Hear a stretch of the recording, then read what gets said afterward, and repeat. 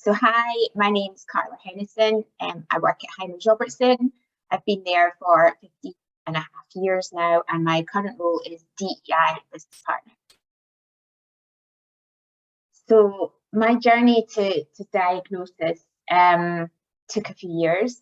It all started when I was in my previous role at Hymans Robertson, which was student recruitment manager, and I took an actual interest in diversity, equity and inclusion. And the more webinars I joined, the more books I read, the more light bulb moments were going off in my head in relation to my family, my son, and then latterly in relation to myself.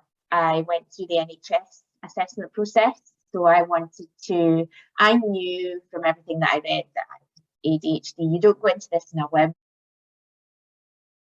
It wasn't, I'm based in Scotland, so it was maybe three years all in. I kind of from start to finish from my process.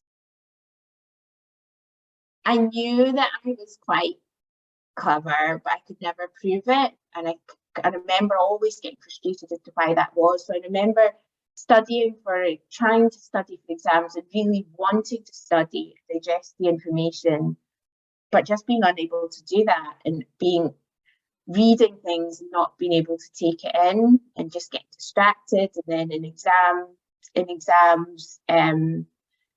it took me so many times to read and digest the question. Everybody else was flicking and writing on, and that became a distraction, and people were banging their pens, and people were sniffing, and that all became a distraction because it was just so quiet apart from those little noises in the room. So I went a long way around everything. I ended up going to college to do business, then getting into third year at university because of my HND to do business. I just thought I'd take business because a general degree and get this chance to university. Struggled all the way through it. Really didn't enjoy it. It was a real chore. Loved the social life. Loved that part of university, but if I'd gone and done something, studied something that I loved, it might have been a better outcome.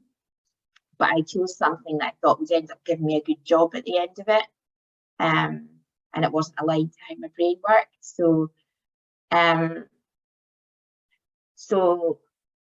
think if I had known I was ADHD, I would either have carried on, been able to kind of justify carrying on down the hairdresser route, or I would have ensured that I was doing either working or studying something the thing that I loved, whether I thought it was going to get me a good job or not.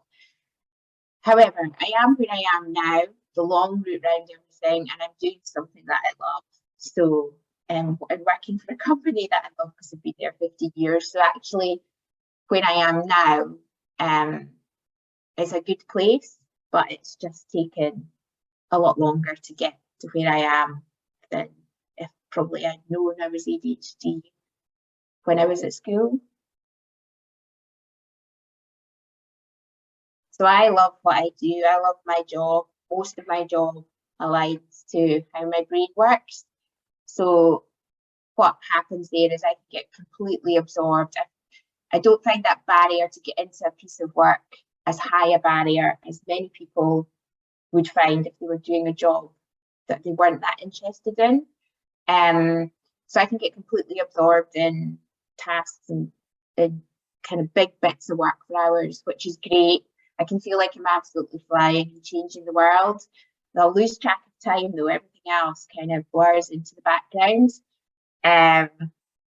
So that can be a challenge in itself.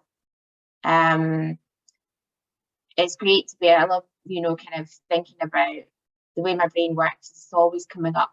I don't even have to really kind of think about coming up with new ideas and stuff. And yeah, being creative, it just seems to happen naturally in my brain, more so if I'm moving.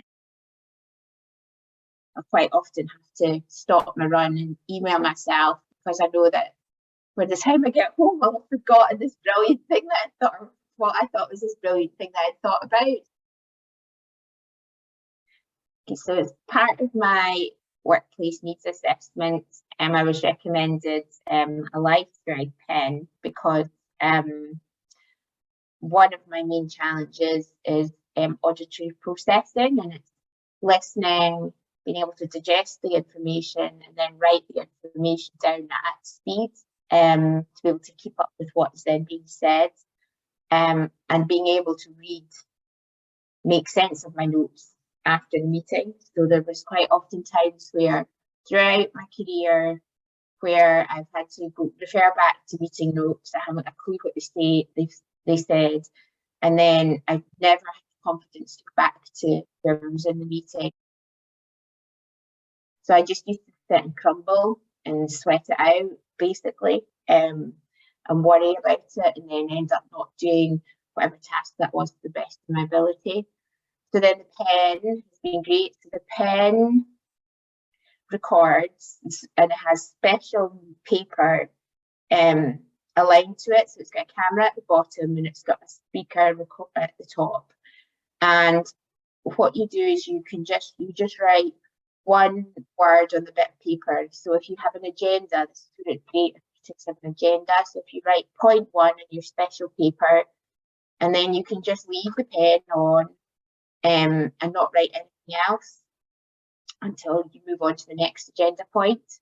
And then when you refer back to your notes, if you want to remind yourself of everything that was discussed under point 1, you just put the pen on and you tap on the special paper where you've written point 1, and it will play everything that was said around point 1 in the meeting. The challenge has been that due to GDPR, you have to say before you use the pen that you're using the pen, and is everybody comfortable being recorded? But it's not okay for people who the pen has been suggested for, who aren't open about their neurodiversity. They want to be very private about that. So how does that then work for them? It doesn't. It's a piece of technology that could be brilliant for them, but they won't be able to utilise that due to the GDPR legislation. I've also found that it becomes really draining and monotonous and boring having to describe my pen at the beginning of every single meeting that I go into. I can't remember who I've told, who I haven't. I work with so many people across the business and have so many different meetings. I can't remember who I've told and who I haven't. So some people hear the spiel all the time because maybe one person in that meeting has heard it before. So what's actually happened now is I've actually stopped using my pen as much as I should be using it, because that has put me off. That's acted as a barrier for me using the pen, even though I know using the pen is of maximum benefit to me and the way my brain works.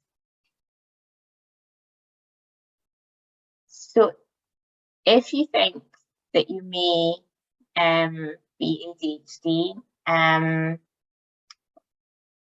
what I would say, my advice would be, you're probably doing this already, if you think you are, is do everything that you can to inform yourself, of ADHD and how that relates to you. So I was speaking to somebody yesterday who is a way to start going through the assessment process, and I said for the 9 kind of traits under both inattentive and hyperactive ADHD in relation, which are related to the DSM-5, for each trait, write down as many examples where that happens in your everyday life, because when you're going through your assessment, you will need to evidence that. And if you're having problems kind of recalling and remembering examples, then take your evidence in written format. I'd done that with my GP at every stage thereafter. Treat it like you're going for a job interview that you really, really want. That's the approach I took to it. I would also, if you haven't already, I would also seek out your people. That was a huge relief to me when I found kind of support groups initially, who were just people that were like me, and all through my life, really, I hadn't I hadn't found many people that I felt were like me. I always felt, you know, on the edge, or just that I knew I was a wee bit different somehow. I could never put my finger on it. And when you find your people, yeah, it is a relief when you're just like, oh my goodness, that happens to you too. And it's just, yeah, it's just such a support. And it's just, yeah, it just gives your soul that bit of comfort that actually there's nothing wrong. You're not rubbish. You know, there's a reason your brain thinks differently, and that is okay. And I would look into if you have any resource groups at work, or if we call them network groups, is, you know, link in with them. I think they're a really valuable source in the kind of your kind of professional life. We have one, and we have monthly support groups, and they're closed groups. So we have people who are open about their neurodiversity, and we have people who are on their journey, or just have had their diagnosis but just aren't ready to share that with anyone yet, and that is okay. And we meet monthly just to support each other and share tips and help, and where things have maybe gone right as well, that people can take strength from and learn from.